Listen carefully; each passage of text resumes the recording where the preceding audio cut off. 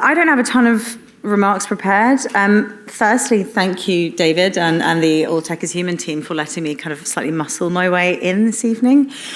I have to say, so as news editor for MIT Technology Review, I kind of have to suck on the hosepipe of the tech news cycle, which, as you can imagine, can do terrible things to a person. So it is really nice to be in a room full of people who are building things that are going to make the world a better place. Because, as they say, fear is contagious, but so is hope. So I hope we're going to talk through some practical solutions. Without further ado, should we get the panel up? I'm not going to go through and introduce everyone because you can see who they are. Okay, let's just get straight into it. We're talking about safety by design. So, David, what does that mean to you? Okay. I think it's important up front to say that safety by design is vital to the way Meta designs and implements our products and services. So fundamentally for us, safety by design is about risk mitigation, prevention, and I suppose there are sort of three broad elements: our responsibilities as a service provider, a user empowerment, their rights, the tools and technology they use, and transparency and accountability. There's sort of three components of that. And we very much take a principles-based approach to safety by design, often informed by regulation like the UK Age-Appropriate Design Code or the work that Ofcom is doing. That's really important in terms of framing the way safety by design evolves. And I think the final thing to say, just on those three examples, is, prior to regulation, we developed a set of community standards about what you can and can't do on the platform, which are our house rules, as it were. And we report quarterly on the transparency reports on that. And in terms of rights and empowerment, we use a best interests of the child framework based around the principles of the UNCRC. So in all those three elements, we try and reflect those. But it is a really key part of the way we work. I think the final thing I would say is it depends as an organization in terms of size and development where you are in that process. For a very large company, I would say it's safety by default. But if you're a startup, safety by design is really valuable because it makes sure that the trajectory you're going in is going in the right way. And I think that's really important. So safety by design can be different for different sizes of companies. Mm-hmm. And I think some can benefit more than others. And the final thing to say is, although it's safety by default at Meta, things are evolving constantly. So it is a continuous cycle of iteration and development. Mm-hmm. Of course. Esther, how does that align with your definition of safety by design? What practical things does that mean to you? Thank you, Charlotte. I think there's a lot of overlap in what I think Dave said, but I want to really zoom in on the idea of the Convention on the Rights of the Child. I think that it has to play a much bigger role in what it means to design and do safety by design, because something that I think at the moment is lacking is seeing the child as an active participant in society and seeing the child as someone who bears rights just as we all do as adults. And that includes really designing for them to completely flourish in the environments in which they are able to use the internet. One of the things I wanted to highlight, and that what it means to me, is, for example, Article 14 of the Convention, which protects the freedom of thought and conscience of a child. In my opinion, when algorithms are pushing conspiracy theories onto children, that is very much limiting their cognitive liberty, and that is not safety by design in my view. Article 17 guarantees children's rights to access to developmentally important information. Now, what that means is that we not only have to proactively detect and exclude any harmful content from a children's smartphone, what we also have to do is enable them to have enriching content, have access to enriching content. That is very much key as well. Restrictive barriers, I think, are definitely a problem in terms of framing it around the convention. Another note for me is creating a separate internet or a separate platform for children, again, contradicts what child rights are actually about. They are about making sure that children have access to the spaces that society has access to.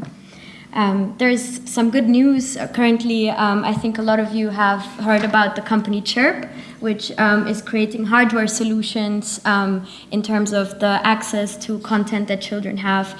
And that enables children to use the internet as broadly as they should be able to. So I think we should aspire to, in a way, honor the child within us and design to the standards that enrich children and enrich adults.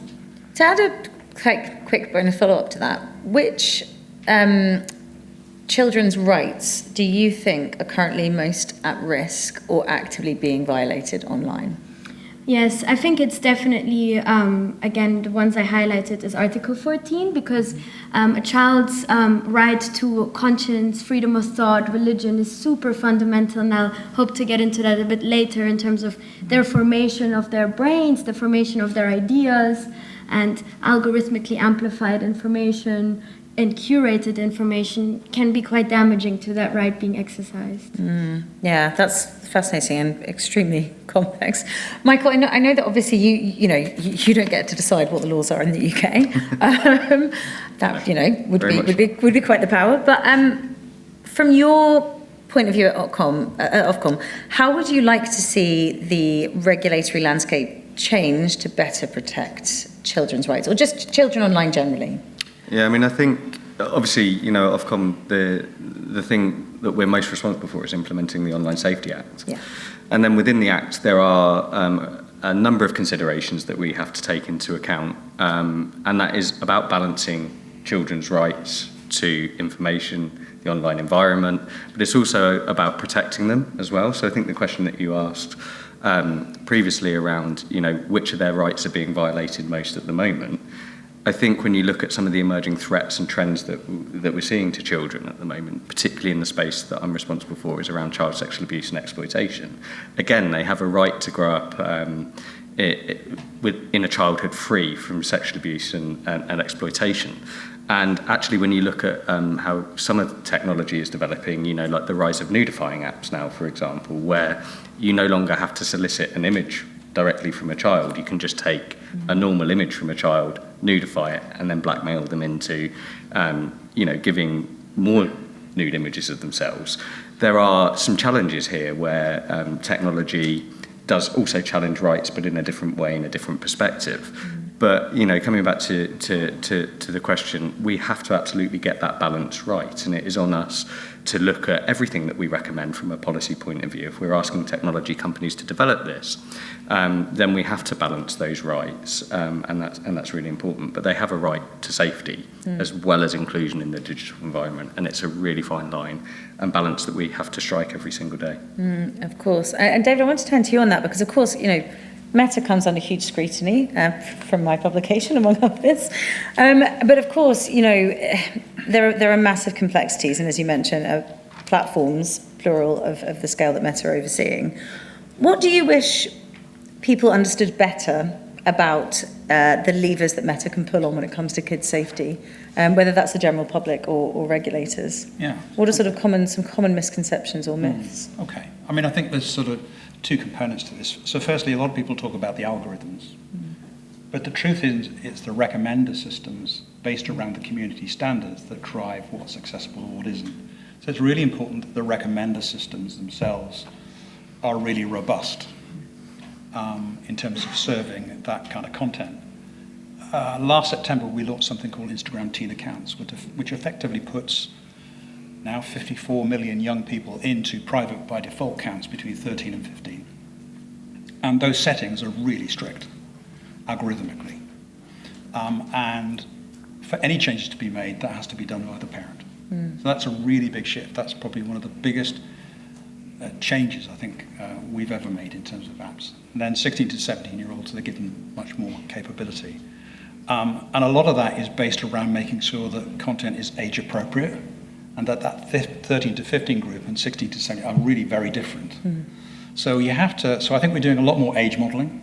And I think age modeling and age appropriate delivery, not just of protecting young people from harm, but delivering them great content. So for example, within that we have Topic Selector, which pre-populates those age groups with really good content, is the other benefit of algorithms. Algorithms can serve great quality content as well. So it works on both sides. I think the only other thing I would say as well is the other big misconception is on AI. We are an AI company and have been for a long time.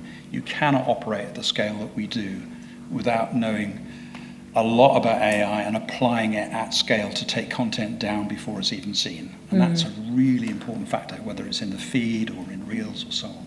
So I think those two things, algorithms and the nature of recommended systems, and you could do a whole panel on that really, in terms of how you should do that and the ways, what is violating and what isn't. And then the role of AI.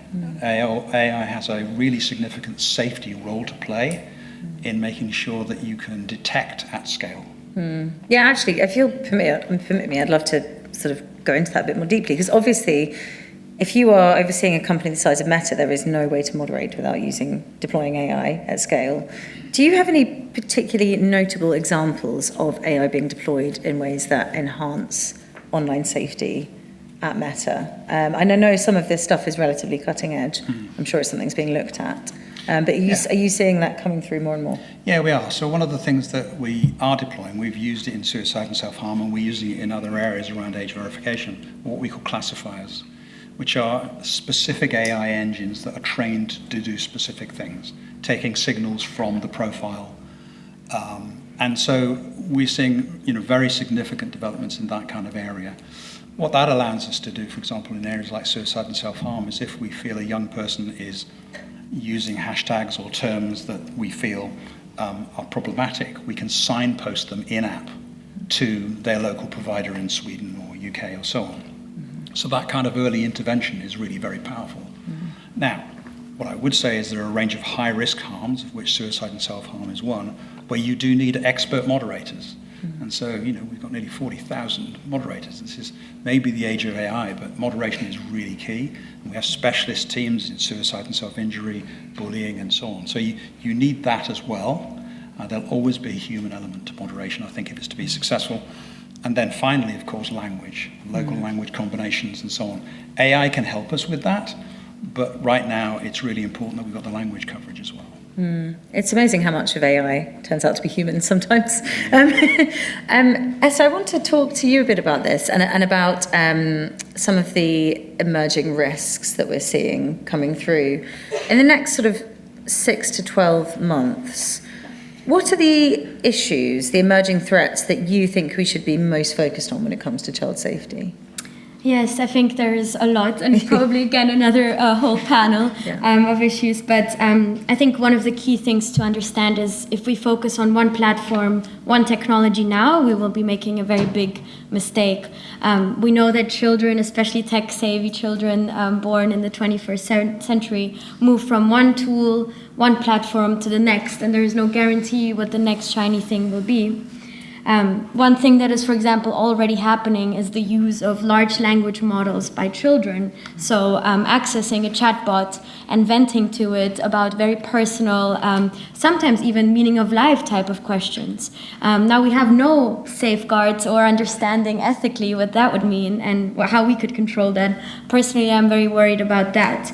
I'm very worried about how that would affect developing minds and how that would be in any way regulated by the current laws that we have. Another technology I wanted to talk about, coming back from the AI for Good Summit, I think a lot of people were there last week, there was a lot of robots and robotics involved there. And I think once that threshold from the online world into the physical world is crossed, what happens to children's well-being? What if a pet, an AI-powered pet, becomes someone that is emotionally addictive to a child? What if that becomes the main source of how children understand human relationships? I know this sounds a little bit like science fiction, but I think this is coming up within, even already coming up for some children whose parents can afford those pets, and that will be scaled by companies, including perhaps Meta and the metaverse, etc. This is very interesting. It's difficult, of course, because when we talk about regulation, there's a real lack of an evidence base to start from when it comes to that. But are you seeing early evidence coming through that this is now a routine thing that children are doing, talking to chatbots, to large language models? Yes, absolutely. So there are studies now showing that a lot of children are already accessing ChatGPT, for example, in ways that perhaps OpenAI wasn't imagining when they created those tools. Obviously, if it's used for homework, that's one thing that's currently still the main usage. But that extends to some cases, again, where people ask very deep questions about the nature of life itself under 18. I mean, that is a very impactful kind of conversation. One of the things that I think would help here is safety by design, and that means really working with children. We have an opportunity that we didn't take when we first had social media emerge. When Facebook was first created, there was no children at the table, as far as I understand, creating whatever the platform was going to be for adults. So what we have to do now is really do that interdisciplinary work before the regulators need to come in and really say, okay, look, we want to build there's so many things they're building. We want to build a human robot teacher, right? A robot that acts as a teacher for class. Great. Now work with ethicists, work with human rights lawyers, and work with a wider community of people to create those. Is that on Meta's radar? Children talking to... I hope I'm not making any ideas. Like, no. To work on this. We like people making ideas. It's what we're here for. Is this something that Meta is seeing? Is it something that Meta is thinking about? Is there any more you can share on this? Yeah, so I think in April 2024, with All Tech is Human and Thorn, we started to develop safety by design principles specifically around generative AI. And there's a lot of work going on. So there is a tremendous amount of thought going into that at the moment. So yeah, I think the answer is that there's a lot of work. Yeah. I mean, Michael, I know there's obviously been changes to the law in the UK. I imagine they don't incorporate children talking to chatbots. But can you talk to us a bit about the changes that are coming, and for parents, for people generally, what practical changes are we likely to see to online safety? Yeah, so just on the generative AI point, I mean, we have actually published some papers that are available on the Ofcom website where we do talk about the impact of generative AI and how that is covered under the Online Safety Act.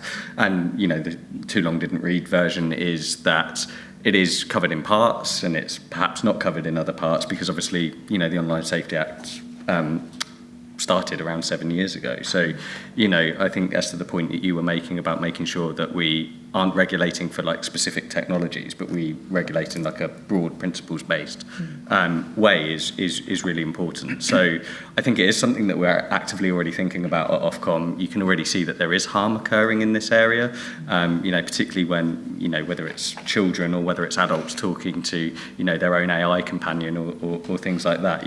It's not just children that this impacts. It impacts on how we all use the internet, how we all engage with it. I think in terms of the question around practical changes that we're likely to see. So obviously we're still in the implementation phase of the Online Safety Act. We published our illegal harm statement in December. We've published our statement around highly effective age assurance in January. And then we've also followed that up with our protection of children statement in April. All of those had to be delivered within 18 months of the Online Safety Act being on the statute books. And then, of course, there is a period of time that services then have to prepare for what we have been consulting on and putting forward in statement.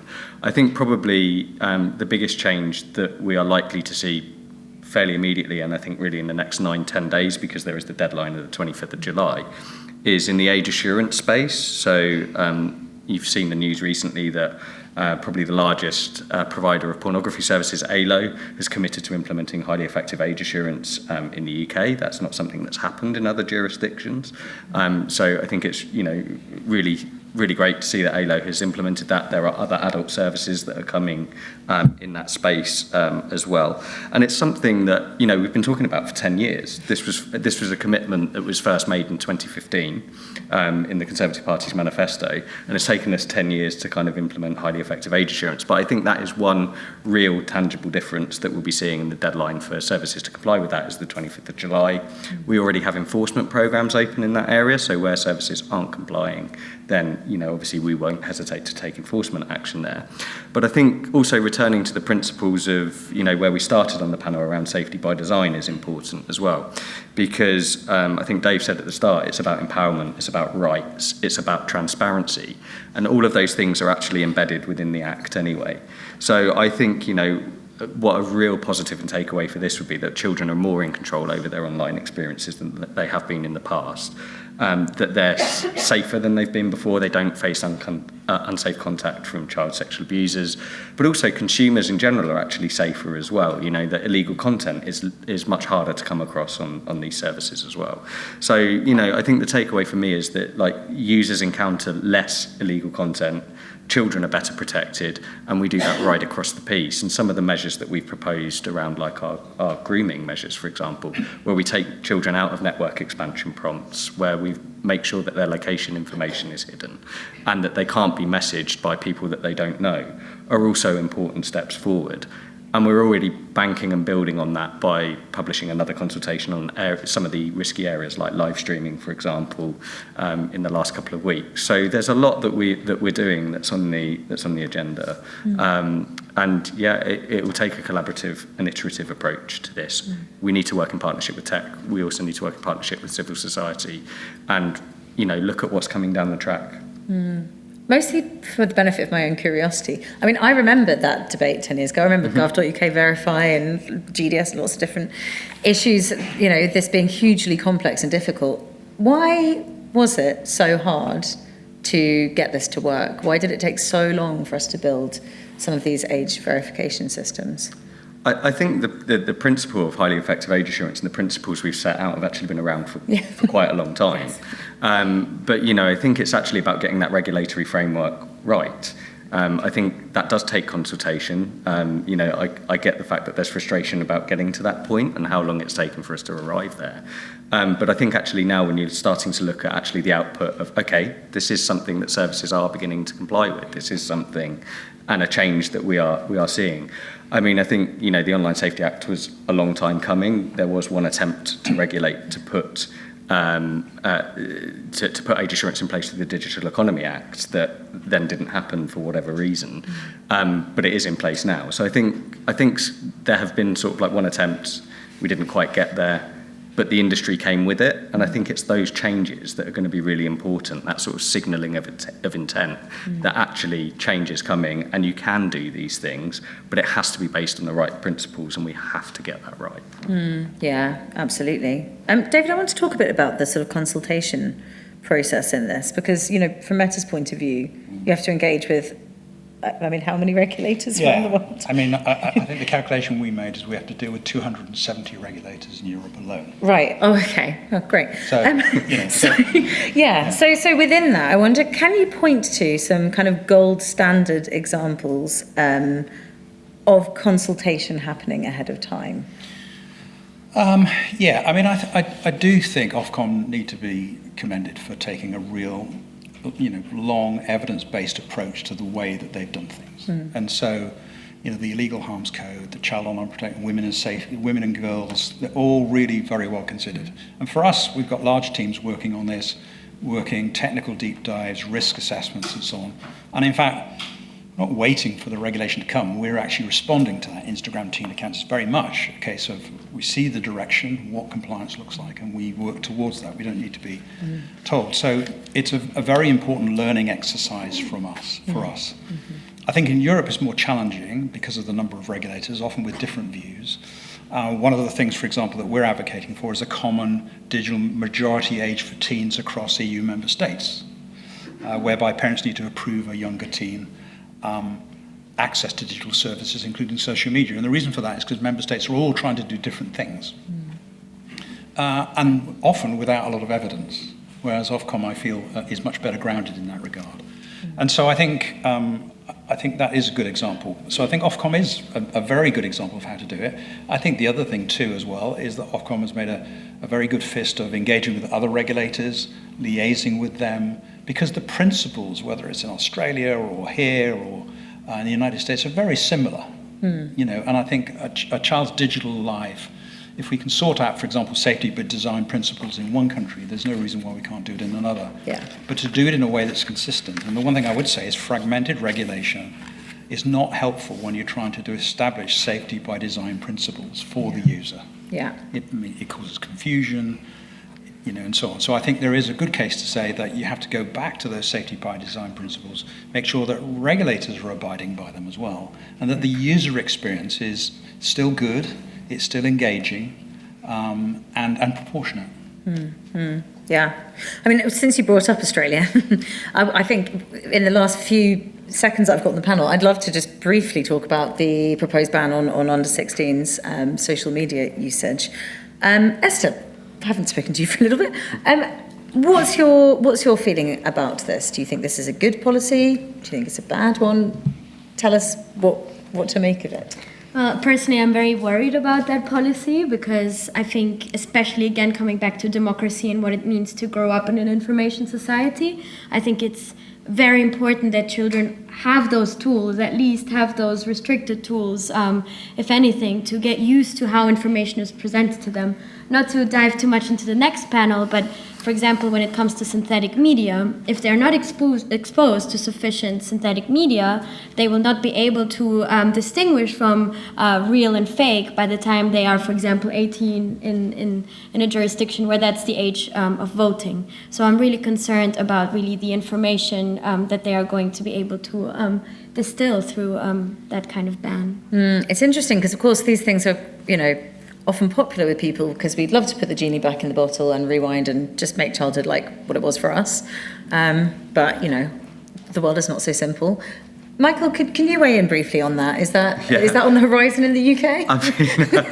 I mean, it's a really difficult position for us to be in. It's not our place to comment on kind of what's going on in other jurisdictions. I think to say, other than we'll be watching with interest to see kind of what's going on there and what the outcome's going to be and how that's going to play out. I think it is going to be fascinating in the context of, the global regulatory landscape, and it's a completely different approach, right? So let's wait and see. But as Dave said earlier, we do engage through the global regulatory network that we've established. And as Dave was saying, we have a lot of similar laws around online safety, whether that's Australia, EU, etc. So we do look for commonalities between the regulators and sharing best practice, but I think this one is we're just going to have to wait and see how it plays out. Yeah, I will give you the last word, David, because I'm sure Meta has got lots of thoughts about social media being banned in Australia. Some of them it's expressing publicly, some of them maybe not. Would you like to tell us some of the thoughts that you can share? I would simply say let's just wait and see what happens. Yeah. I think that just that sounds very ominous, I have to say. and just at a personal level, my gut reaction is, what about the rights of young people and their rights to access social media as teens? And again, I don't believe the evidence base is there for a ban. I just don't believe that exclusion by design is the way to go. I think you can involve young people in that process. And so, at a personal level, I'm sceptical, but let's just see, because I think the other thing is, you just have to remember that there's an awful lot of people in Australia, and certainly in the stakeholder community out there, that also don't feel a ban is appropriate. So let's just see how it goes and how it works through. I think it's just as significant what's going on with Ofcom. I think the Digital Services Act is really interesting. I think there's a lot of other regulatory activity that could inform the Australian government in a way that it's thinking going forward. Well, thank you all of you. It's really easy for me as a journalist sitting from afar to assume everyone's just sitting on their hands and nothing's happening, but you've shown me the scale of activity, research, enforcement that's going on in this area. So thank you, and thanks everyone for listening to us.